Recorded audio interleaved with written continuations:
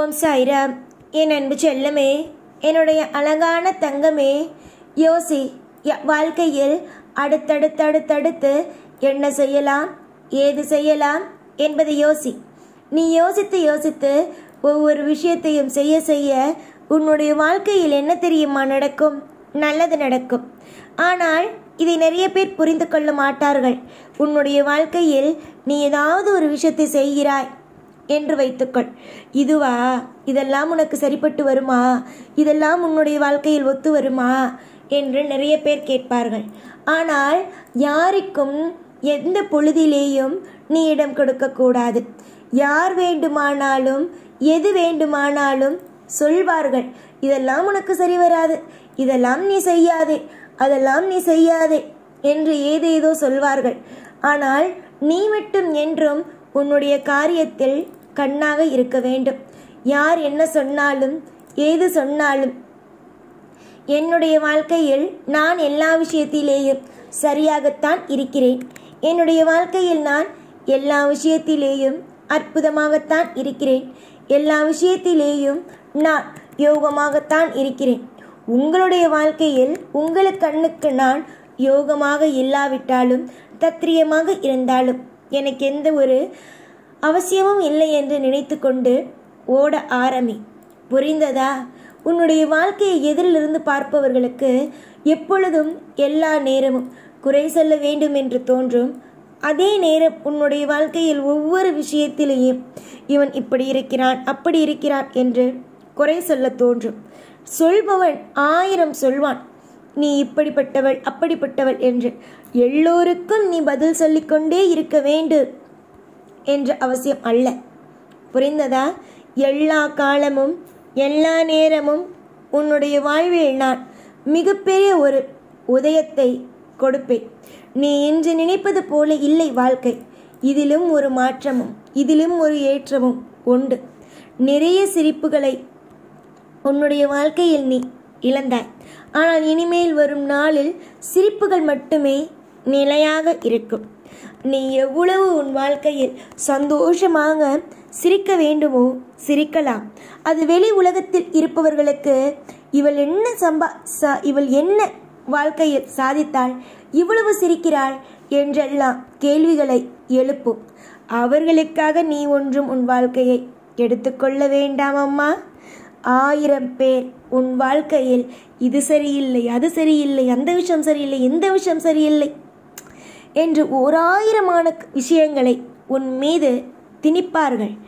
ஆனால் அனைவருக்கும் பதில் கூறிக்கொண்டே இருந்தால் உன்னுடைய வாழ்க்கையில் நிம்மதிகள் என்பது எப்படி இருக்கும்? சொல். உன்னுடைய வாழ்க்கையில் நீ சீரும் சிறப்புமாக நீ ஒரு செம்மையான ஒரு வாழ்க்கையை வாழ வேண்டும் என்றால் யாருடைய வாழ்க்கையிலும் எது நடந்தாலும் நீயும் கண்டுக்க கூடாது. அதே நேரம் மற்றவர்கள் உன்னுடைய வாழ்க்கையை பற்றி விமர்சனங்கள் செய்தாலும் எதையும் எப்பொழுதும் நினைத்து வருத்தப்படவும் கூடாது. ஏங்க, தன்னுடைய குடும்பத்தின் மீது நாட்டம் இல்லாமல் அடுத்தவனுடைய வாழ்க்கையின் மீது எப்பொழுது குறை சொல்லலாம், எப்பொழுது வாழ்க்கையில் அடுத்தவனுடைய வாழ்க்கையை கெடுக்கலாம் என்று நினைக்கிறான் பார். அவன் வாழ்க்கையில் அவன் எதையும் சாதித்ததே கிடையாது. அதனால் அவனை மதிக்க வேண்டும் என்ற அவசியமும் உனக்கு கிடையாது. உன்னுடைய வாழ்க்கையானது நீ கவனித்துக்கொள். அடுத்தவன் கவனிக்க வேண்டும் என்றும் நினைக்காதே. அடுத்தவன் உன்னுடைய வாழ்க்கையை தவறாக பேசினால் ஐயோ நம் வாழ்க்கையை பார்த்து இவ்வளவு கேவலமாக பேசிவிட்டானே என்றும் வருத்தப்படாதே. பேசும் வாய் எப்பொழுதும் பேசும். அது இந்த 24 மணி நேரம்தான் பேசும் என்பதெல்லாம் கிடையாது. வாய் என்று ஒன்று இருக்கிறது. அவனுக்கு வேலை இல்லை, அவனுக்கு குடும்பத்தின் மீது நாட்டம் இல்லை என்றாலும் அவன் இப்படித்தான் பேசுவான். அவனுக்கு அவனுடைய குடும்பத்தின் மீதும் நாட்டம் இருக்காது. அதே மாதிரி அவனுடைய வாழ்க்கையின் மீதும் அவனுக்கு அக்கறை இருக்காது. அவன் மற்றவன் என்ன செய்கிறான் என்று நினைத்து அவனுடைய வாழ்க்கையை அவன் இழப்பான். புரிந்ததா? இவ்வளவு தூரம் உன்னை இந்த சாய் கைப்பிடித்து தூக்கி கொண்டு வந்திருக்கிறேன் என்றால் எத்தனை காரணங்கள் இருக்கும், எத்தனை விதமான அற்புதங்கள் இருக்கும். எதையும் காரண காரியம் இல்லாமல் செய்ய மாட்டேன். எல்லா விஷயத்திலேயும் காரண காரியத்தோடே செய்வேன். நிறைய வளர்ச்சிகளும் நிறைய மாற்றங்களும் நிறைந்ததுதான் உன்னுடைய வாழ்க்கை. உன்னுடைய வாழ்க்கையை பொறுத்த வரைக்கும் நீ நினைக்கிறாய் இப்பொழுது வாழ்க்கையில் மாற்றம் இல்லை என்பது. இப்பொழுது வாழ்க்கையில் மாற்றங்கள் இல்லாமல் இருக்கலாம். ஆனால் கூடிய விரைவில் உன்னுடைய வாழ்க்கையில் ஒரு மிகப்பெரிய ஒரு உதயமோ காத்து கொண்டே இருக்கிறது. அலட்சியங்கள் வாழ்வில் ஒவ்வொரு நாளும் ஏமாற்றத்தை கொடுக்கும். அதனால்தான் நான் உன்னை எப்பொழுது பார்த்தாலும் எந்த நிலையில் உன்னை பார்த்தாலும் நான் சொல்லும் ஒரே ஒரு விஷயம், அம்மா நீ நிறைய அலட்சியங்களோடு இருக்கிறாய், அலட்சியங்கள் மட்டும் வேண்டாம் தாயே என்று சொல்வேன். ஏனென்றால் இந்த உலகத்தில் அலட்சியமாக வாழ்ந்தவன் எல்லாம் எப்படி இப்பொழுது இருக்கிறான் என்பது எனக்கு தெரியும். புரிகிறதா? அதனால்தான் அலட்சியம் காட்டாதீர்கள்.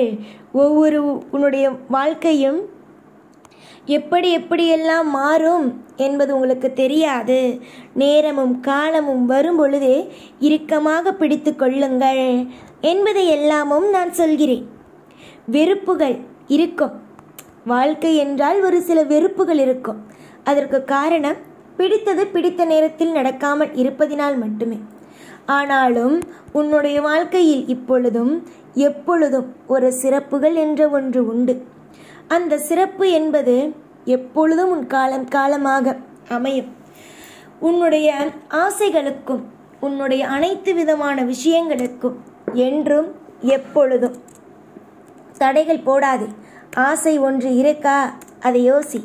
அதை எப்படியெல்லாம் செய்யலாம், எப்படியெல்லாம் வாழ்க்கையில் கொண்டு வரலாம், உன்னுடைய வாழ்க்கைக்கு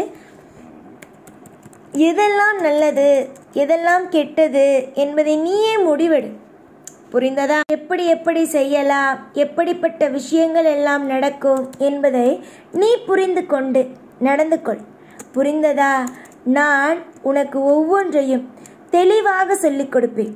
நான் ஒவ்வொன்றையும் உன்னுடைய வாழ்க்கையில் அற்புதமாக நடத்துவேன். இன்றும் என்றும் உன் வாழ்வில் நான் இருக்கிறேன் என்பதை மறக்காதே. உன்னுடைய தேவைகளுக்கு கண்டிப்பாக உதவி என்னிடம் இருந்து அமையும். யதார்த்தமான பிள்ளையாக இருக்கிறாய். கவலைகளுக்கும் என்றும் இடத்தை கொடுத்து உன்னுடைய வாழ்க்கைக்கு என்றும் நீயே தப்பான விஷயத்தை போட்டுக்கொள்ளாது. அமைதிதான் ஒரு மனிதனுக்கு தேவை. ஒரு மனிதனுக்கு வாழ்க்கையில் எந்த அளவுக்கு அமைதி தேவை தெரியுமா? அமைதியோடு இருங்கள், அமைதியோடு வாழலாம். எல்லா விஷயத்திலேயும் அமைதியோடு வாழலாம், அமைதியாக இருக்கலாம்.